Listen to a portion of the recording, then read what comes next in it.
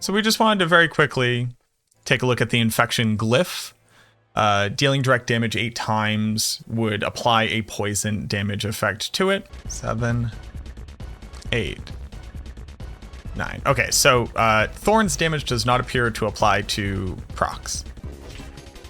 1, 2, 3, 4, 5, 6, 7, 8.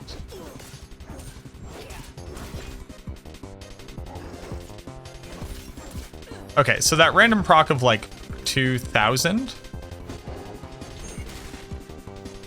seems to be it, right?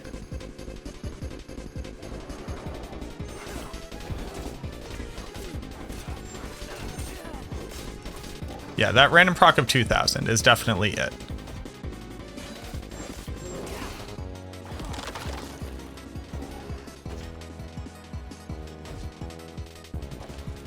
Okay, damage over time does not proc infection.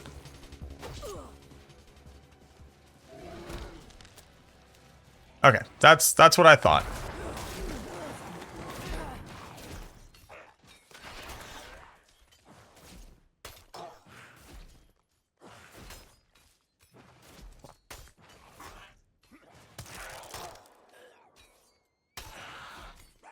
Minions also cannot stack it. They're not considered direct damage because they're your little minions and they're not you. So no, your minions also can't stack it, sadly.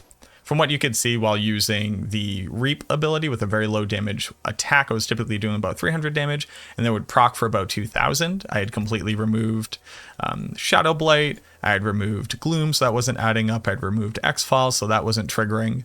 So there was no cross-contamination there. We have a 70% damage modifier here, a 13% damage multiplier here. It's a difference of 10, absolutely, with a little bit less since we have some shadow damage additions. And then damage over time also wasn't proccing infection. That was kind of what I expected.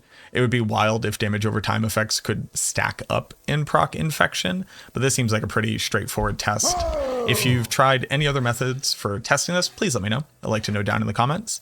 I would really like to see infection make its way onto a build. I assume that there's like cool sorceress or rogue ways of applying this really effectively. I haven't really gone and looked at what other people are doing, but at least for the Necromancer, I don't think there's really a way to benefit it so much. Like a max attack speed Bloodlance build? With the different lances proccing out everywhere, might be able to use it pretty well. We'll try that one out. I think I'll try out a Bloodlance setup for it, maybe.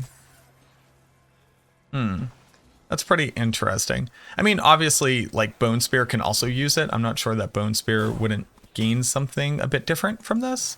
I'm just trying to think of ways to actually scale the poison damage in like realistic ways. So like Flesh Eater for a multiplier. Get it to crit. Go with a full crit build. This might be a Bone Spear inclusion. Well, no, because Bone Spear does so much damage already.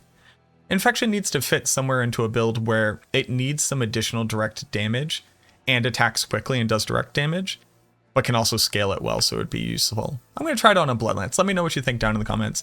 Thank you so much for watching this video. I hope that helps kind of just clear up a little bit of the mechanics for you. And as always, I look forward to seeing you in the next video.